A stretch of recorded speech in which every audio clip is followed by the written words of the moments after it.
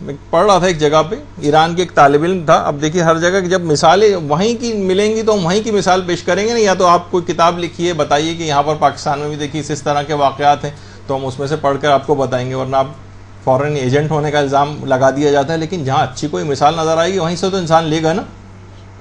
ایک مضمون لکھنے کو دیا گیا، میری زندگی کا بدترین دن. تو ایک بچے نے ایک مضمون لکھا تھا، میری زندگی کا بدترین دن وہ تھا کہ جب میں صبح کو اٹھا تو سورج نکل چکا تھا اور میری نماز فجر قضا ہو گئی تھی. بدترین دن تھا میری زندگی کا. تو آپ خود بتائیے کہ بچوں کے لحاظ سے کتنی زیادہ اس کی آج کل کتنے زیادہ ہمارے پاس ہر وقت ای میلیں اور یہ اور وہ مدرسے کے ایڈریس کے اوپر سب چیزیں آتی رہتی ہیں. خواتین پریشان ہیں اپنے بچوں کو نماز کا عادی کیسے بنائیں. بچہ کوئی نماز سننے پر تیار نہیں ہوتا. بہت پریشان ہیں لوگ اس سلسلے. دیکھیے خود ابھی امام خمینی کا تذکرہ ہو رہا تھا. باقاعدہ ہر وقت یعنی سوچیں مرجع لیول جو پوری دنیا کی طاقتوں سے ٹکر لیے ہوئے، لیکن کہیں پہ بھی کوئی بچہ نظر آتا تھا فوراً پوچھتے تھے بیٹا تم نے نماز پڑھی یا نہیں پڑھی. امام خمینی کی جو بہو تھی خانم طباطبائی ہیں، فرماتی ہیں کہ خود بچوں کو لے جا کر جانماز ان کے ہاتھ میں دیتے تھے کہ جاؤ وضو کرو اور نماز پڑھو. خود جانماز اٹھا کے ان کے ہاتھ میں دیتے تھے. اور کوئی بچہ ہوتا تھا اس کو نماز تھوڑی سی بھی دیر سے پڑھتے دیکھتے تھے تو جا کر اس کے پاس کہتے تھے کیا ہی اچھا ہوتا کہ تم اگر اول وقت نماز پڑھ لیتے. اور جو ان کے پوتے تھے، نواسے تھے، ان کا ایک نواسے جو خود چھوٹے تھے اور بعد میں تھوڑا سے نسبتاً جب بڑے ہوئے تھے تو اس وقت کا بات بتا رہے ہیں کہ ایک دفعہ امام خمینی کمرے میں نماز پڑھ رہے تھے تو میں ان کے پیچھے جا کر میں بھی کھڑا ہو گیا اور ان کے ساتھ ہی نماز شروع کر دی. بعد میں انہوں نے نماز کے ختم کرنے کے بعد مڑ کے دیکھا کہ میں ان کے پیچھے نماز پڑھ رہا تھا تو بہت خوش ہوئے اور اسی وقت اٹھ کر اپنی کچھ کتابیں جو ہیں وہ انہوں نے مجھے انعام میں تحفے کے طور پر دی. تو اب جیسے خود امام خمینی کی جو بھتیجی تھیں مریم پسندیدہ، آیت اللہ پسندیدہ ان کے بھائی تھے، ان کی جو بیٹی مریم پسندیدہ، وہ فرماتی ہیں کہ ہم 9 سال کے تھے اور شام میں تھے. امام خمینی مختلف علاقوں میں جلا وطن رہے اور پوری فیملی کے ساتھ جلا وطن رہے. تو کہہ رہے ہیں کہ ایک جگہ پہ نماز جماعت امام خمینی پڑھا رہے تھے، ہم تمام گھر کے افراد بھی اس نماز جماعت میں شریک ہوتے تھے. تو میں اس وقت 9 سال کے کچھ قریبی کی تھی کہ میں نے نماز جماعت میں کوئی غلطی کی. تو وہ فرماتی ہیں کہ میری والدہ نے مجھ کو نماز ختم کرنے کے بعد ٹوکا کہ تمہاری نماز صحیح نہیں ہے، تم نے فلاں چیز کی غلطی کی. مجھے بہت افسوس ہوا کہ میں نے اتنی محنت سے نماز پڑھی ہے. میں رونے لگی. میری رونے کی آواز سن کر امام خمینی پیچھے متوجہ ہوئے اور مجھے اپنے پاس بلایا کہ کیوں رو رہی ہوں. تو میں نے کہا کہ مجھ سے نماز میں فلاں غلطی ہو گئی جس سے میری نماز غلط ہو گئی. اس کے بعد وہ خود فرماتی ہیں امام خمینی کی بھتیجی کہ امام خمینی نے نماز مغرب کا یہ واقعہ ہے. نماز مغرب پہ فوراً بعد عشاء پڑھانی تھی لیکن 20 منٹ تک نماز کے مختلف مسائل مجھ کو بیٹھ کر سمجھاتے رہے اور نماز عشاء کو 20 منٹ تاخیر سے شروع کیا. 20 منٹ تاخیر سے، یعنی اتنی اہم چیز ہے یہ نماز. ہمارے ہم تو دیکھتے ہیں کہ فوراً بچے جس انداز سے ٹربو بوسٹ لگا کے جو کہ نماز پڑھتے ہیں چند سیکنڈ کے اندر پڑھ کے پتہ چلا آپ کمرے سے باہر گئے اور فوراً اندر آئے تو وہ نماز پڑھ کے بھی ختم کر چکے تھے. تو بعض اوقات ایک تو اتنی تیز رفتاری کے ساتھ نماز، وہ بھی ہم آگے چل کر ڈسکس کریں گے اس کو اپنی اگلی نشستوں میں کہ نماز کو بہتر سے بہتر کیسے بنائیں اور بچوں کو خود اس کا عادی کیسے بنائیں. تو 20 منٹ نماز عشاء میں تاخیر کی اور ایک چھوٹی بچی جو 9 سال کی بچی ہے اس کو بیٹھ کر 20 منٹ تک نماز کے مسائل سمجھاتے رہے اور 20 منٹ تاخیر سے شروع کی اور پوری جماعت انتظار کرتی رہی. اور اسی طریقے سے آیت اللہ خلخالی جو بعد میں وہاں پر چیف جسٹس وغیرہ کے عہدے پر بھی رہے، جو امام خمینی کے خاص شاگرد تھے، وہ فرماتے تھے کہ امام خمینی نماز کے معاملے میں اتنے حساس تھے کہ جو بھی طالب علم دیر سے نماز پڑھتے تھے ان کے اوپر بہت شدید ناراض ہوتے تھے اور وہ ہر وقت ڈرتے ہی رہتے تھے کہ امام خمینی کہیں درس دینا موقوف نہ کر دیں، بند نہ کر دیں، یا اس کو اپنی کلاس سے نہ نکال دیں کہ نہیں میں تم کو نہیں پڑھا سکتا کیونکہ تم نماز کو اول وقت میں نہیں پڑھتے ہو، کہیں درس دینے سے ہم کو منع نہ کر دیں. اور یہی وجہ ہے کہ امام خمینی کے متعلق ملتا ہے کہ وہ بلوغ سے بھی بہت پہلے سے نماز شب تک کے پابند تھے. سیدھے ہاتھ پہ امام خمینی کی تصویر، بلوغ سے بھی پہلے نماز شب کے اس حد تک پابند. اور خود ان کی زوجہ محترمہ یہ بات بیان فرماتی ہیں امام خمینی کی کہ امام خمینی رات کو نماز شب کے لیے اٹھا کرتے تھے اور لائٹ نہیں جلاتے تھے، اور ایک ٹارچ رکھی ہوئی تھی، اور ٹارچ کی روشنی بھی پاؤں کی طرف کر کے رکھتے تھے. ہماری طرح نہیں کسی کے ہاتھ میں ٹارچ آ جائے تو سب سے پہلے لوگ ہی آنکھوں پہ لائٹ مارتے ہیں، تو اس طرح سے نہیں کرتے تھے. تو پاؤں کی طرف جو ہے وہ ٹارچ کی روشنی رکھتے تھے. اور اس کے بعد جب نماز شب کے لیے وضو کرنے کے لیے جاتے تو نل جس جگہ پہ تھا وہاں پہ نیچے اسفنج انہوں نے رکھا ہوا تھا کہ پانی گرنے کی آواز سے دوسرے لوگ نہ کہیں اٹھ جائیں، تاکہ اس کی پانی گرنے کی آواز نہ جائے ان تک. تو اس طرح سے یہ افراد کی جو انقلاب لے کر آئے ہیں اور اسلام کو ایک بول بالا دنیا میں کیا، وہ نماز کی طاقت سے کیا. تو اور اسی طرح سے ان کی اپنی صاحبزادی خانم فریدہ مصطفی جو بیٹی ہیں امام خمینی کی، اور آج بھی تہران یونیورسٹی میں ہیڈ آف دی ڈپارٹمنٹ ہیں، پروفیسر ہیں اور پی ایچ ڈی ہیں، وہ خود یہ فرماتی ہیں کہ نماز ظہر سے آدھے گھنٹے پہلے وضو کر کے نماز سے پہلے دعاؤں میں اور اس میں مصروف ہو جاتے تھے، زیارات پڑھنے میں اور دعاؤں میں اور قرآن کی تلاوت میں. اور سردیوں میں جب فجر کے وقت اٹھتے تھے تو ہم سب کے لیے گرم پانی کا انتظام کرتے تھے اور اٹھا کر کہتے تھے میں نے تمہارے لیے پانی گرم کر دیا، اٹھو اور جا کر نماز پڑھو. یعنی پورے گھر کے لیے پانی کو گرم کر کے رکھتے تھے. جو بچوں کی تربیت کے حوالے سے بھی ہم نے ایک دفعہ سینئر کلاسز میں ذکر کیا تھا کہ بچوں کو نماز کا عادی بنانے کے لیے ضروری ہے سردیاں اگر ہیں تو ان کے لیے گرم پانی پہلے سے کر کے رکھیں، ورنہ ایسا نہ ہو کہ وہ مثلا ٹھنڈے پانی کی وجہ سے ان کو کوئی کراہیت ہو نماز سے.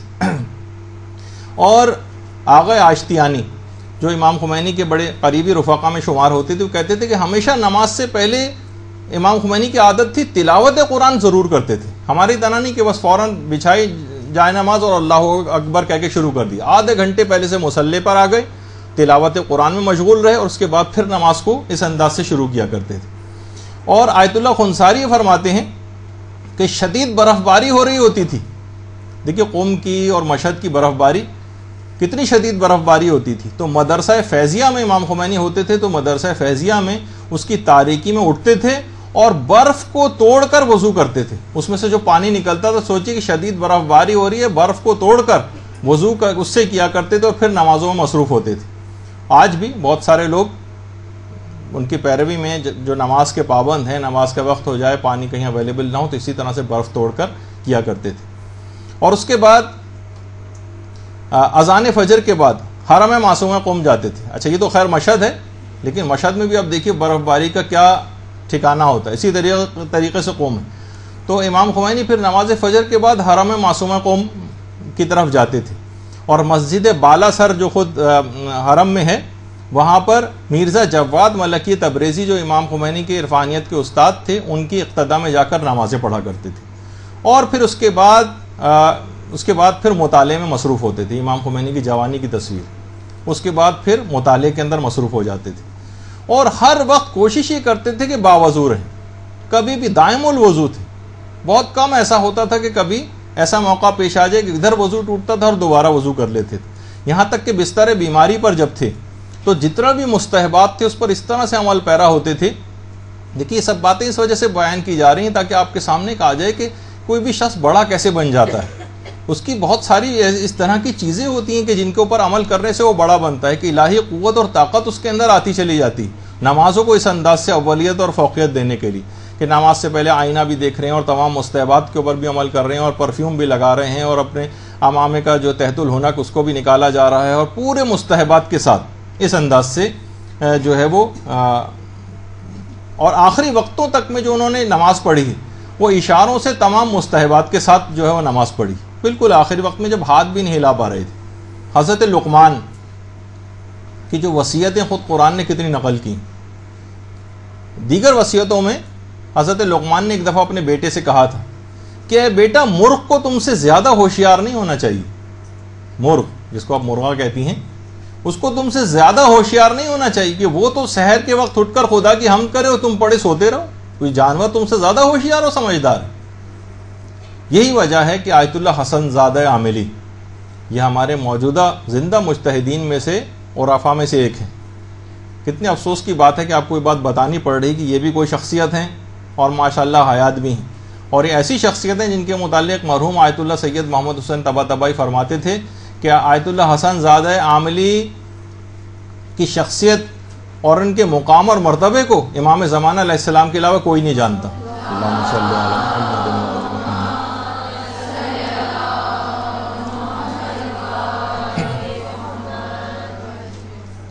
ایک جملہ آیت اللہ حسن زادہ عاملی فرماتے ہیں کہ الہی مرخ کے لیے تو سحر ہو اور حسن کے لیے نہ ہو. دیکھیے بڑا آہوزاری کرتے ہوئے عرفا کی، الہی مرغ کے لیے تو سحر ہو اور حسن کے لیے سحر نہ ہو، اور چمگادڑ تو رات میں پرواز کرے اور حسن کے لیے پرواز نہ ہو. یعنی انسان واقعی سوچے کہ اپنے دن اور رات کو کس طرح سے عبادت الہی میں وہ گزار سکتا ہے. یہ جو علماء ہیں ان کو اتنا بڑا مقام اور مرتبہ یقین جانی کہ فقط نماز کی وجہ سے حاصل ہوا ہے. نماز اتنا دیکھیے اتنی اہمیت ہے کہ مسلمانوں کے عالم گزرے ہیں جن کا ہمارے علماء میں بہت عزت و احترام سے نام لیتے ہیں. حاتم اسم بہرے کو کہتے ہیں، حاتم نام تھا. ایک دفعہ ایک عورت ان سے میں جو جملہ تھا نماز کے سلسلے میں وہ تو میں آگے چل کے آپ کے سامنے پیش کروں گا. ان کے متعلق ایک بات بتا دوں کہ ایک دفعہ ان کا انعام کیوں پڑا تھا. ایک دفعہ ایک عورت ایک مسئلہ پوچھنے کے لیے ان کے پاس آئی، اور جسمانی عوارض ہوتے ہیں انسان بعض اوقات جسم سے رہا خارج ہوئی آواز کے ساتھ، انتہائی شرم سے وہ عورت بالکل گڑ گئی کہ ایک عالم دین کے سامنے ایسا واقعہ ہو گیا. ایک مسئلہ پوچھنے آئی، انہوں نے فوراً بات بنائی کہ تمہاری آواز مجھے نہیں آئی مسئلہ پوچھنے کی، ذرا بلند آواز سے پوچھو. اس نے ذرا سا بلند آواز کی، کہا کہ نہیں ابھی بھی سمجھ میں نہیں آیا، اور زیادہ بلند آواز سے پوچھو. اس نے پھر اپنا مسئلہ بتایا، یہاں تک کہ تقریباً چیخ کے اسے مسئلہ بتانا پڑا. کہا اب مجھے سمجھ میں آیا کیونکہ مجھے سنائی بہت کم دیتا ہے. اس عورت نے سکون کا سانس لیا کہ میری عزت رہ گئی. اس وقت سے لے کر انہوں نے اس بات کی اتنی پاسداری کی کہ اس کے بعد گویا لوگوں سے سننا ہی چھوڑ دیا. یہاں تک کہ جب اس عورت کا انتقال ہوا پھر جا کر یہ بات کھولی کہ انہوں نے، تاکہ اس عورت کو یہ احساس نہ ہو کہ اور اس شرمندگی سے بچ جائے، اور پوری زندگی بہرا بن کے گزاری. تو اس سے آپ ان کا مقام اور مرتبہ، بہرحال بڑا علماء ہمارے ان کا بڑا عزت و احترام سے نام لیتے ہیں. خود حاتم اسم یہ بات بیان کرتے تھے کہ اگر میرا بیٹا مر جائے تو 1000 لوگ کم سے کم اس کی تعزیت کے لیے میرے پاس آ جائیں گے، لیکن اگر میری ایک نماز قضا ہو جائے تو کوئی شخص بھی میرے پاس تعزیت کے لیے نہیں آتا. یعنی اتنی بے توقیر ہو گئی ہے نماز. تو بہرحال خود کہتے تھے کہ لوگوں کی نگاہ میں دنیاوی جتنی مصیبتیں ہیں وہ آخروی مصیبتوں سے بہت لوگ زیادہ سمجھتے ہیں، حالانکہ اخری مصیبت دنیاوی مصیبتوں کے مقابلے میں کتنی سخت ترین ہے یہ سوچا بھی نہیں جا سکتا. ابھی جیسے بار بار کچھ ایران عراق جنگ کے حوالے سے ایرانی قیدیوں کا تذکرہ ہو رہا تھا، جو لوگوں نے باتیں وہاں کی آ کر بتائیں کہ ایرانی قیدی جس وقت نمازیں پڑھتے تھے وہاں پر، تو جو عقوبت خانے، قید خانے، جو ٹارچر سیل بنائے ہوئے تھے، یہ سامنے آپ کے ٹارچر سیل، تو ان نمازیوں کے لیے ایک ٹارچر سیل بنایا گیا تھا. جو بھی نمازیں قید خانوں میں پڑھتا تھا باقاعدہ ان کے منہ پر سیاہ رنگ کیا جاتا تھا، ان کی چاقوؤں سے آنکھیں نکالی جاتی تھیں، ان کی زندہ جسموں سے کھال اتاری جاتی تھی. یہاں تک کہ نمازی جو اس کے باوجود بھی جو قیدی ہوتے تھے وہ اشاروں یعنی نماز نہیں چھوڑتے تھے اور اشاروں سے نماز پڑھتے تھے، کیونکہ اگر یہ سب کام کریں گے تو بہرحال ان کو یہ سزائیں اس طرح سے دی جائیں گی. نوٹ کیا جاتا تھا، کوئی شخص سجدہ نہیں کر سکتا تھا وہاں پر، نمازیں نہیں پڑھ سکتا تھا، یہاں تک کہ دل ہی دل میں اشاروں کے ساتھ نماز پڑھتے تھے، لیکن نماز کو پھر بھی اس موقع پر ترک نہیں کرتے تھے. یہی وجہ ہے کہ دیکھیے خود ہمارے 5ویں امام محمد باقر علیہ الصلوۃ والسلام فرماتے ہیں ملک الموت کے متعلق کہ ملک الموت روزانہ نمازوں کے اوقات میں ہر گھر کے اندر جھانکتا ہے، ہر گھر کے اوپر نگاہ رکھتا ہے. اور یہ بات خود ملک الموت نے پیغمبر اسلام کو بیان کی جو 5ویں امام کی حدیث کے اندر نقل ہوئی. ملک الموت نمازوں کے اوقات میں تمام دنیا کے گھر والوں کو دیکھتا. جب ایک دوسری روایت میں پیغمبر نے فرمایا کہ اگر گھر والے اول وقت میں نماز پڑھنے کے عادی ہیں، اول وقت میں نمازوں کو انجام دے رہے ہیں، تو وقت مرگ ملک الموت ان کو کلمہ شہادت کی تلقین کرتا ہے اور شیطان کو دور کرتا ہے. تو اس لحاظ سے اس کی بہت ہی زیادہ اس بات کی تاکید ہے. اور اتنی اہم چیز ہے یہ نماز، جو کہ آج پوری تقریباً درس اسی عنوان پر ہو گیا. انشاءاللہ اگلی دفعہ سے ہم باقاعدہ مرحلے وار اپنی گفتگو شروع کر دیں گے. اتنی اہم ہے کہ تمام انبیاء کی جو آخری وصیت تھی وہ نمازی کے متعلق تھی. آخری وصیت 1,24,000 انبیاء کی زبانوں پر جو آخری کلمہ ہوتا تھا وہ نماز سے متعلق ہوتا تھا. باقاعدہ جو ہمارے چھٹے امام نے وسائل الشیعہ کے اندر روایت کو نقل بھی کیا. اچھا علماء فرماتے ہیں کہ اس کے مطلب ہے کہ یہ جو روایت ہے چھٹے امام کی، اس کے دو مطلب نکلتے ہیں، یعنی تمام انبیاء کی آخری وصیت نماز ہوتی تھی، چھٹے امام نے کہا اس کا مطلب یہ ہے کہ تمام ادیان میں نماز کا وجود تھا۔ اس سے ایک مسئلہ یہ استنباط ہوتا ہے اس حدیث سے، طریقہ کار ہو سکتا ہے کچھ الگ ہوں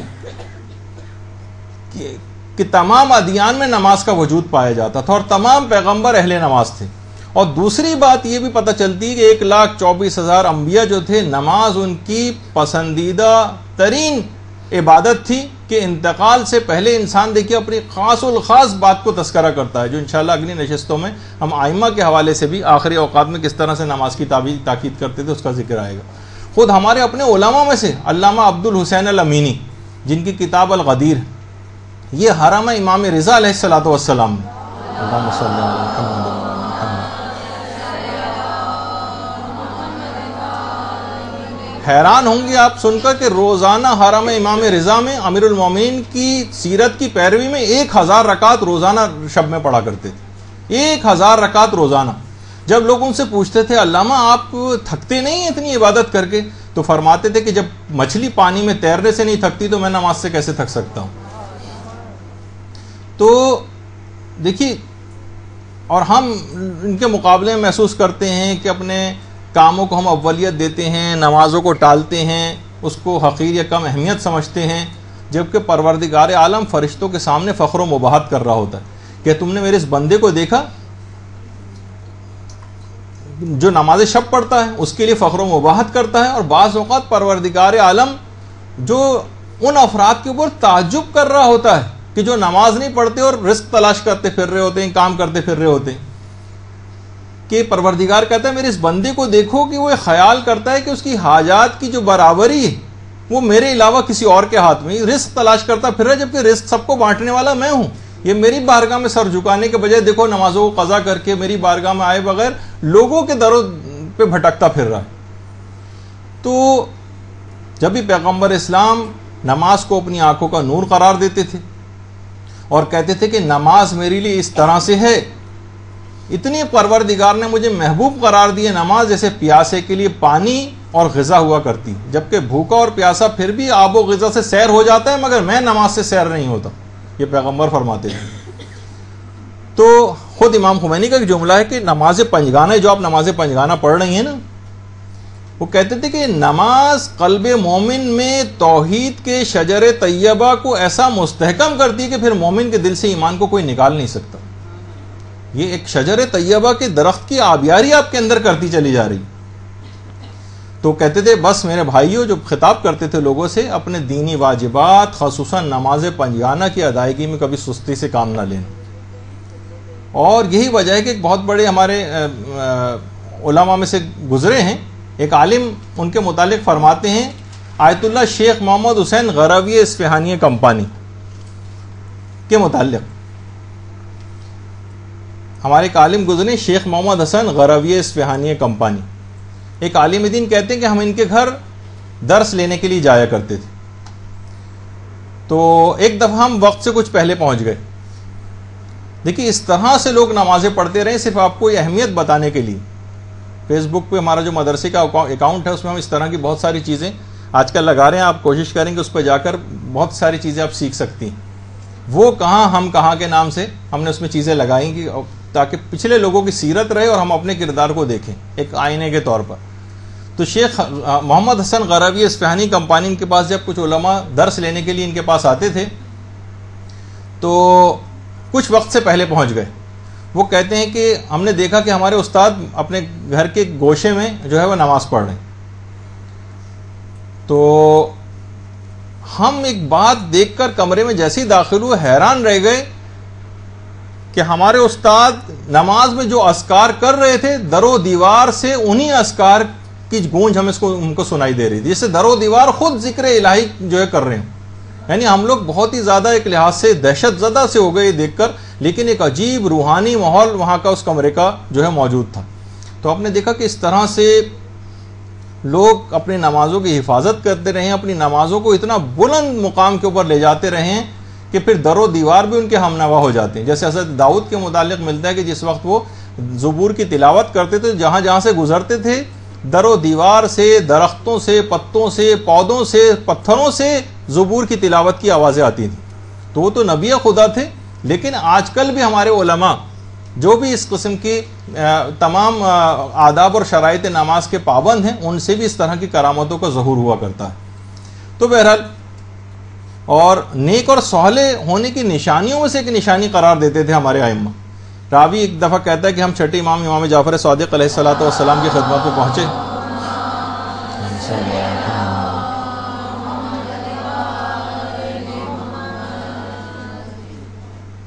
تو ہم نے اپنے ایک دوست کی بہت تعریف کی کہ مولا وہ بہت نیک اور صالح ہے، بہت ہی بہترین آدمی، بہت تعریفیں کی. امام نے کہا کہ یہ بتاؤ نماز کے بارے میں اس کا روش اور طریقہ کیا ہے. یعنی امام دوسرے الفاظ میں یہ سمجھانا چاہ رہے تھے کہ کیا وہ نمازوں کو اول وقت پڑھتا ہے نہیں پڑھتا، نماز کو اہمیت دیتا ہے نہیں دیتا. تمام باتیں چھوڑو، تم یہ بتاؤ کہ نماز کے بارے میں اس کا طریقہ کار کیا ہے. تو بہرحال امام اس سے اندازہ لگاتے تھے کہ ایسا شخص دوستی کے قابل بھی ہے یا نہیں. پتہ چلا نمازوں کو بالکل لیٹ کر رہا ہے تو وہ شخص دوستی کے بھی قابل امام اس کو نہیں سمجھتے. اور ظاہر ہے جب خود ہمارے ائمہ کی طریقہ کار یہ تھا، ہمیں امیر المومنین علیہ الصلوۃ والسلام کے متعلق ملتا ہے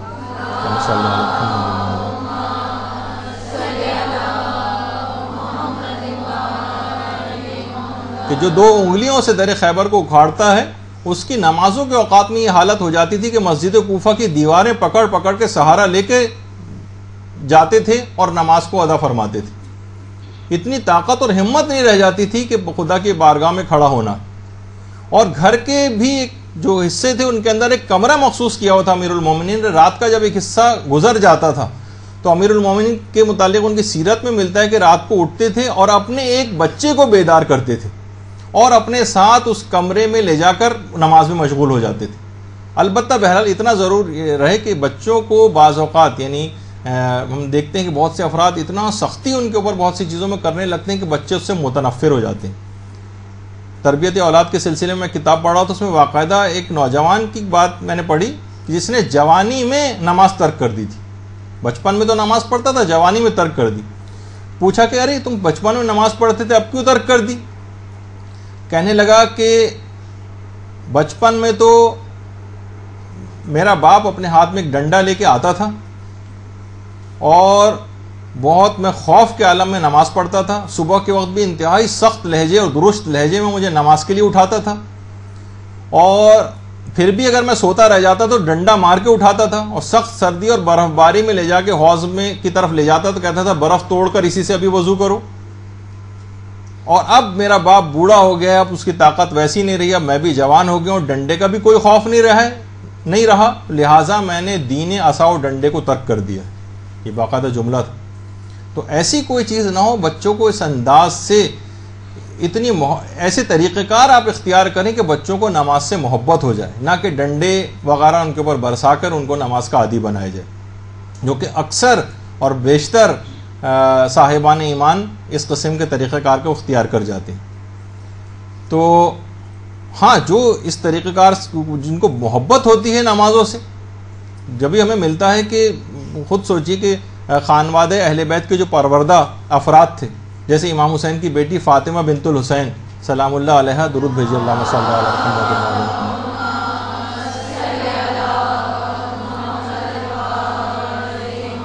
جو حسن مثنی کی زوجہ تھیں، ان کی وفات پر ان کی قبر کے کنارے خیمہ لگایا تھا فاطمہ بنت الحسین نے، اور 1 سال تک اس خیمے میں رہی تھیں اور دن بھر روزے رکھتی تھیں اور رات بھر عبادت خدا میں کھڑی رہتی ہیں. ایسا نماز پڑھنے کے پھر عادی لوگ ہو جاتے ہیں. اور احیاء العلوم میں باقاعدہ امام غزالی نے حضرت اویس قرنی کے متعلق یہ بات لکھی کہ محلے کے بچے ان کو دیوانہ سمجھ کر ان پر پتھر برساتے تھے اور مانتے ہی نہیں تھے، لیکن یہ پھر بھی بچوں کے پاس جا کر کہتے تھے بچوں چھوٹے چھوٹے کنکر مار لیا کرو تاکہ میرے جسم سے خون نہ نکلے، کیونکہ اگر خون نکل کر کپڑوں پہ آ جائے تو کپڑے نجس ہو جاتے ہیں اور میں اول وقت نماز سے محروم ہو جاتا ہوں. اس طرح سے لوگ نمازوں کے عادی ہوا کرتے تھے. اور یہی وجہ ہے کہ حضرت جابر بن عبداللہ انصاری، جابر جن کا بغداد سے تقریباً 30 میل کے فاصلے پر ان کی قبر مبارک ہے، جو تبدیل شدہ قبر ہے، حضرت حذیفہ کے واقعے میں پھر تبدیل ہوئی تھی ان کی قبر. تو وہ خود بیان کرتے ہیں کہ ایک دفعہ کچھ لوگوں نے حضرت امیر المومنین علیہ الصلوۃ والسلام سے ایک چیز پوچھی،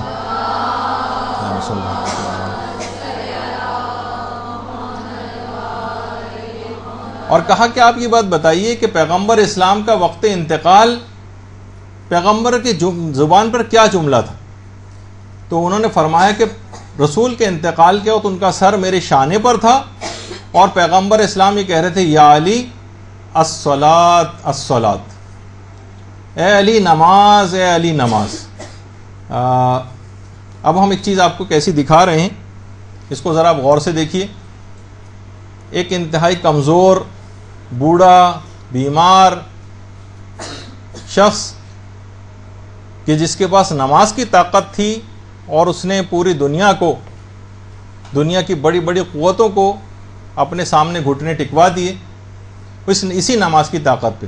وہ دیکھیں کہ نماز، ہم ایک کلپ آپ کو دکھا رہے ہیں تاکہ اس سے آپ کو ایک اندازہ ہو جائے گا کہ نماز کی اہمیت اس سلسلے میں کیا ہے۔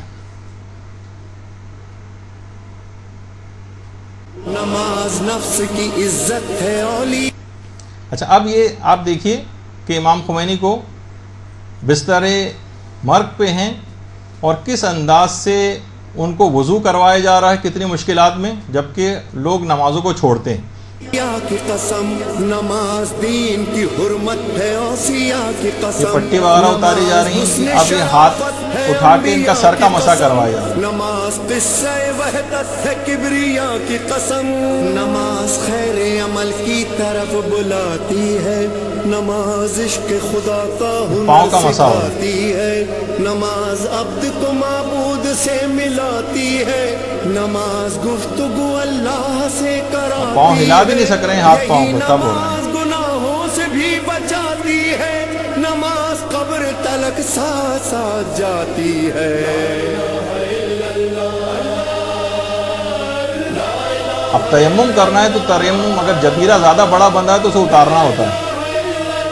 نماز نفس کی عزت ہے، اولیاء کی قسم نماز دین تمام مستحبات پہ عمل کرتے تھے، یہاں تک کہ امامہ باندھنا، اس کا تحت الحنک نکالنا بستر مرگ پہ بھی ترک نہیں کیا۔ قصہ وحدت ہے کبریا کی قسم، نماز خیر عمل کی طرف بلاتی ہے، نماز عشق خدا کا ہنر سکھاتی ہے، نماز عبد کو معبود سے ملاتی ہے، نماز گفتگو اللہ سے عطر لگا کے نماز پڑھنا، تو پرفیوم منگوایا، نماز گناہوں سے بھی بچاتی ہے، اور پرفیوم چھڑکا، 70 گنا زیادہ ثواب جاتی ہے۔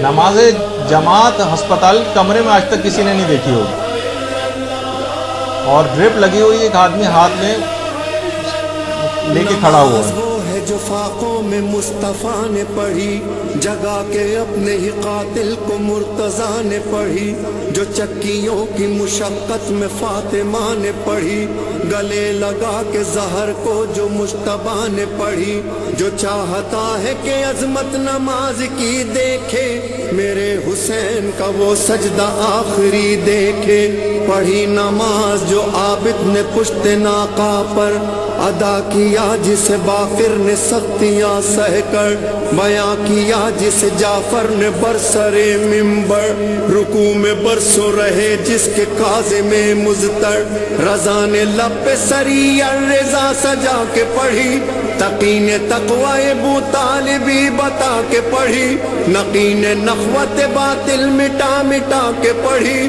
اور عسکری نے خبر آخری سنا کے پڑھی، پس نماز مصلی پہ رو رہا ہے کوئی، امام عصر ہے اور حجت خدا ہے وہی، غلاموں کا غلام کو نماز پڑھنا۔ نماز نفس کی عزت ہے، اولیاء کی قسم نماز دین کی حرمت ہے، اوصیاء کی قسم اب اشاروں میں نماز کیسے پڑھی وہ بھی آپ سیکھنے کے لحاظ سے بھی سن دیکھیں۔ نماز قصہ وحدت ہے کبریا کی قسم، نماز خیر عمل کی طرف بلاتی ہے، نماز عشق خدا کا ہنر سکھاتی ہے، نماز عبد کو معبود سے ملاتی ہے، نماز گفتگو اللہ سے کراتی ہے، یہی نماز گناہوں سے بھی بچاتی ہے، نماز قبر تلک ساتھ ساتھ جاتی ہے۔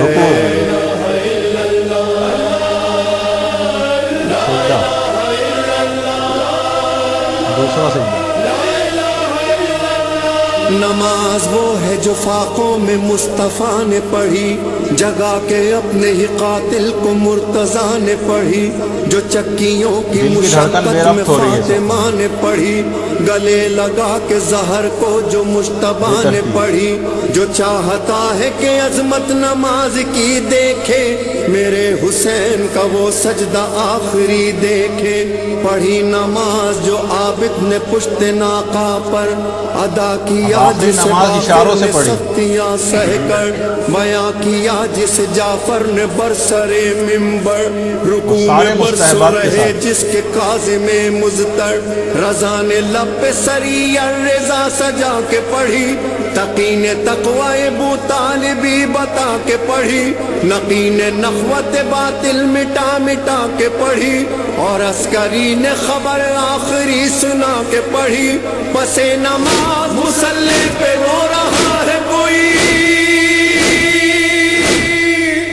امام عصر ہے اور حجت خدا ہے وہی، جہاں حسین وہاں لا الہ الا اللہ، جہاں حسین وہاں لا الہ الا اللہ۔ نماز نفس کی عزت ہے اولیاء کی قسم، نماز دین کی حرمت ہے اوصیاء کی قسم، نماز حسن شرافت ہے انبیاء کی قسم، نماز قصہ وحدت ہے کبریاء کی قسم، نماز خیر عمل کی طرف بلاتی ہے، نماز عشق خدا کا ہنر سکھاتی ہے، نماز عبد کو معبود سے ملاتی ہے، نماز گفتگو اللہ سے کراتی ہے، یہی نماز گناہوں سے بھی بچاتی ہے، نماز قبر تلک ساتھ ساتھ جاتی ہے۔